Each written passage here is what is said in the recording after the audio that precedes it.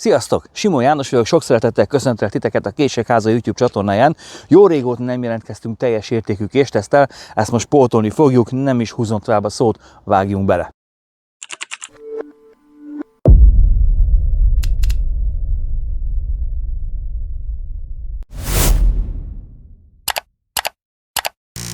A morakésekhez fűződő viszonyom már-már szinte legendás itt a késes berkekben. Mindenki, vagy legalábbis nagyon sokan úgy gondolják, hogy nem szeretem a morakéseket, sőt utálom őket, és a videókból, amiket eddig készítettem, teljesen téves benyomások, illetve vélemények jönnek le. Nekem semmi bajom a morakésekkel, szeretem a morakéseket, csak a morát túllengő hype és misztikum az, ami engem egy picit zavar. De most nem ez volt az apropó, hanem hogy a Fehovánkin nagyon sokan jöttetek oda, és nagyon sokan szeretetek volna látni teljes értékű mora tesztet, mert állítólag a mora robust késtesztem óta a YouTube-on nem nagyon találkoztatok ilyen jellegű videóval, úgyhogy hát kaptunk az alkalmon, beszéltem Nagy Attilával, és a Mora Bushcraft Expert modellt vettük górcső alá, ezen belül is a szénacél verziót, amit itt most rongyá bombáztam. Kénytelen vagyok szorítkozni a gyári honlapon szereplő adatokra, illetve azoknak a hiányosságára, szóval itt biztosan tudunk, hogy ez a morának a szénacélja, ami egy carbon steel, így van megnevezve. Utána mentem, leginkább a 100CR6 acélt tudták ezzel azonosítani, ami egyébként egy jó szénacél, és mivel ez egy erősen korrózióra érzékeny acél, ezért egy DLC, egy Diamond-like carbon bevonatot kapott. Ez egy nagyon kemény bevonat, aminek az a tulajdonsága, hogyha át lehetne a Vickers értékét számolni Rockwell, akkor durván 100 Rockwell értékű keménysége van ennek a bevonatnak, és tökéletesen távol tartja a rozsdát a szénacél pengétől. Szokásos skandináv élezés és kaparó él természetesen, amit kapott a kés.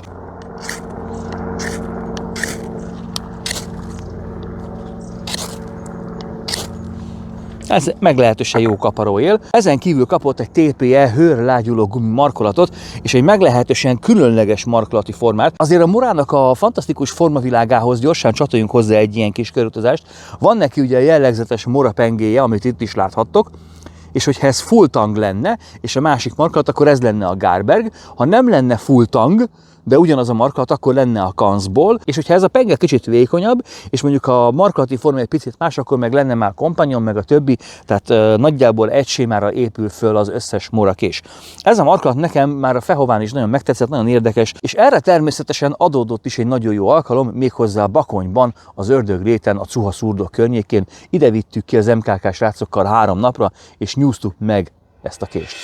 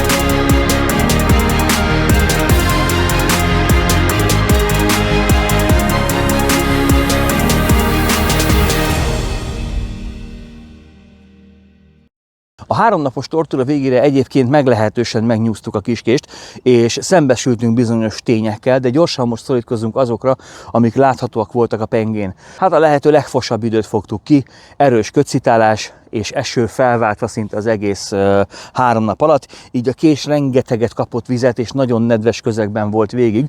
És erre én még rá is játszottam, ugyanis direkt, szándékosan mind a 2 éjszaka kint hagytam ugye a padon, hogy hagyázzon ezzel a bevonatával együtt. Láthattátok, hogy mindenféle olyan munkát elvégeztünk a késsel, ami egy ilyen többnapos táborozás, túrázás vagy vadkempingezés során felmerülhet. Nem vittük el semmilyen őrült vagy extrém szituációba, de mivel a Moráról elterjednek azok a videók, hogy ezek a kések elpusztíthatatlanok és mindent bírnak, mit tippeltek?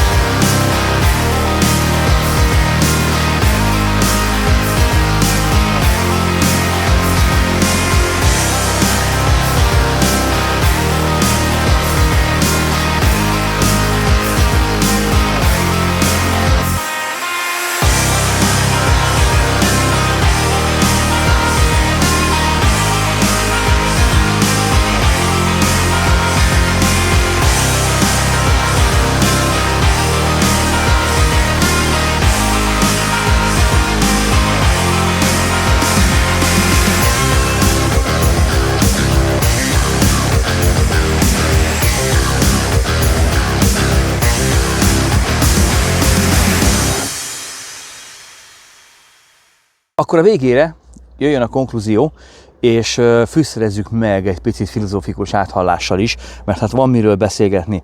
Nos, ez egy meglehetősen erős és jól használható kés, és mondhatnám azt, hogy szinte majdnem. Éppen ezért egy picit haragszom is rá, mert hogy bosszantó hibákat vélek felfedezni a késen, ami igazából, tudjátok, ez a még 10 perc és készen van hibák. És ezek rosszak, mert maga a koncepció egyébként jó. Tudjuk, hogy a Morának a kései árérték arányban használhatóak. És rögtön kezdjünk is abba bele, hogy ez a kés egyébként, ez a Bushcraft Expert elnevezési modell, ez 23-24 ezer forint. Ebben az árban elég nehéz konkurenciát állítani neki, mert hogy a legtöbb kés ettől fölfele van, talán csak a Böker Victiget tudnám 26-27 környékén nagyjából árban ide tenni. Viszont azt is el kell mondani, hogy ez már nem a low budget kategóriája a Morának, hanem ez már mondjuk úgy, hogy a középárfekvése, hiszen a Mora Garbergennél jóval magasabb árfekvésben van. És fetszölt energiát ebbe a Mora rendesen ebbe a modellbe, mert hogy ha megnézitek, akkor végletekig lehet ezt tuningolni. Ugye ez az Expert modell, amin egy ilyen speciális stok van, erre mindjárt bővebben ki fogunk térni, de lehet ehhez kapni külön szétszerelhető, összeszerelhető tokrendszert is, illetve lehet hozzá kapni ezt az úgynevezett Survivor Kit. Survivor, na jó. Szóval ezt a Survivor Kit dolgot is, ahol egy szikravetőt kapunk hozzá, meg egy rápattintható élezőt is kapunk hozzá, de ezt külön is meg lehet venni. Tehát a Mora tényleg minden igényt igyekszik kielégíteni, tehát hogy tényleg ebbe is el lehet tenni a késünket, és akkor egy Survivor Mora Bushcraftunk van. Egyébként ilyen 6, 8-10-12 ezer forintos történetekről van szó, illetve lehet kapni ebben a nagyon rikító narancssárga színben is. Tehát azt mondom, hogy a Mora fetszölt is pénzt rendesen ebbe a Bushcraft késébe, és ezt ugye a Bushcraft Line-nak teszi meg. Nem full tankésről beszélgetünk. Az első és talán a legfontosabb észrevétel, hogy a Mora low budget kések esetén szeretjük mindig azt a közhelyt puffogtatni, hogy kezdőknek ideális, mert hogy nagyon olcsó késről van szó. Nos, ez a kés szerintem abszolút nem kezdőknek való. Ugyanis a kés legnagyobb problémája, hogy nincs benne erő.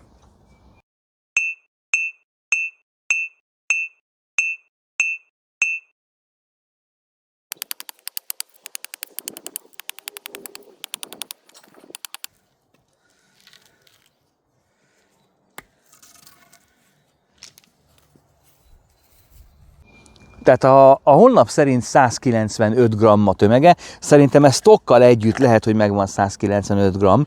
Tok nélkül én azt mondom, hogy talán 130-140 lehet, nem tudom, most csak tippelek, de ha abból indulok ki, hogy az Adventure 2 330 g, azért itt jelentős különbség van a kettő között, és az Adventure-ben megvan az az erő, amit úgy elvár az ember, amikor megfogja a kését, és azt mondja, hogy szeretne vele harcolni egy picit. A Moránál nincs ez meg. És ez pontosan azt jelenti, hogy a Morával észnél kell lenni egy madár.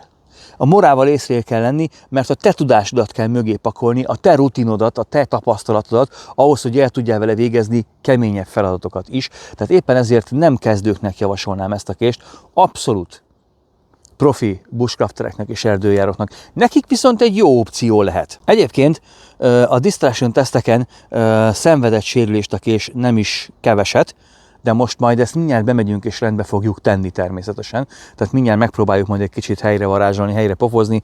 Ugye az él is sérült, a közeli képeken láthatjátok, a hegy is letört, viszont a bevonat meglehetősen jól tartja magát, tehát a DLC az teljesen jó, sőt a 2 nap esőzés során, ahogy mondtam nektek, ott sem volt semmi probléma.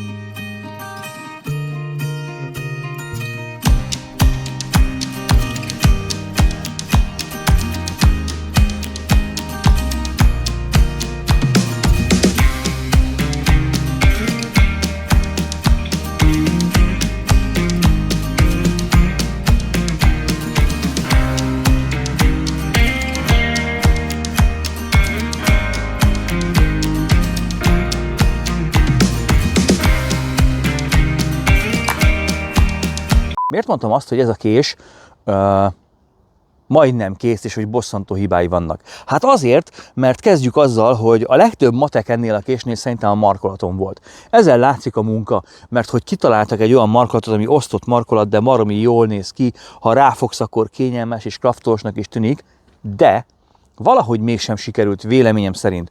Ugyanis van neki egy ilyen kis púpja, ami elől eléggé beejt. Vannak rajta ilyen bordázások, hogy meg lehessen támasztani, ezt általában a legtöbb késnél, ugye az Adventure esetén is találsz ilyet, ezen a késnél is van, csak itt a markolaton kifele domborodik, nem pedig befele. Viszont ez a beejtés, ez olyan hatást kelt, legalábbis kint többen is panaszkodtak rá, és én is úgy voltam vele, hogy szeret a kése miatt hátrafele bebicsaklani a keményebb faragós munkáknál. És olyankor bizony bele kell állni, és meg kell tartani, és akkor bizony jönnek kényelmetlen érzések, főleg kisújtájékán fel tud ülni. Folytott fogásnál, erőmetszésnél igazából rendben volt a kés, és a különböző splitteléses feladatoknál is rendben volt, de a normál késhasználatnál, mondom, van egy ilyen kis mozgása. Tehát ha valaki belefetszöli az energiát és egy jó markolatot akar csinálni, akkor nagyon fontos, hogy ahol erőhatások érik a kést, és amilyen munkát végzel, onnan nem vehetsz el, mert akkor a kés alapfogása instabilá válik, ennél ez fennáll. Ki lehet küszöbölni, nem olyan zavaró, hogy el akartam dobni a kést, és nem akarok vele foglalkozni, tehát nincs ilyen probléma, ettől függetlenül ha ezt egy picivel egyenesebbre húzzák, akkor egy nagyon jó kés lehetett volna belőle. A másik dolog, ami mindenféleképpen nekem kicsit fura volt, mert megmosolyogtam, az a tokkoncepció. Alapból baromi jó a tokkoncepció, ugye, mert egy ilyen moller rendszerű hátsó rész, a Mora szeret ezekkel játszani, hogy ezt visszintosan és függőlegesen is fel lehessen fogatni a táskára, meg az övre. Igen ám, de ezek a tépőzáros felederek, ezek olyan bántóan picik, hogy a Decathlonos langyi nadrágszíjakon kívül semmilyen másra nem tudtuk ráfogatni. Baromi elállt, eltartott, nem volt stabil, ráadásul a mögötte lévő pánt, ami a hosszanti felfogatáshoz kell, az ugye ki is tölti a teret, tehát ha az még benne van pluszba, akkor hát igazából csak a táskán tudtuk, ott viszont kényelmesen lehetett tárolni. És ez tényleg egy jó koncepció lehet azoknak, akik könnyű, kényelmes és viszonylag strapás kést akarnak tudni. Az élszög egyébként morás, rendben van, lehet vele faragni, készítettünk vele szenesített taplót is, de a markolaton azért látszik, hogy ütőfáztunk és keményen dolgoztunk, tehát ez a kés nagyon hamar eléri a használt állapotot. Ugye, ha megnézzük az új modellekkel szemben, akkor azért lehet látni, hogy milyen volt újonnan. Ettől függetlenül szerintem egy bitang jó kis kés. Srácok, ha tetszett ez a videó, akkor mindenféleképpen jöhet a like. Ha tetszik a kés, akkor gyertek fel a Késekkulok weboldalára, vagy gyertek el akár Érdre is meg is lehet nézni. Sőt, amikor ez a tesztbázis véglegesen elkészül, akkor ki is lehet majd próbálni. Találkozunk nem sokára, jók legyetek, sziasztok!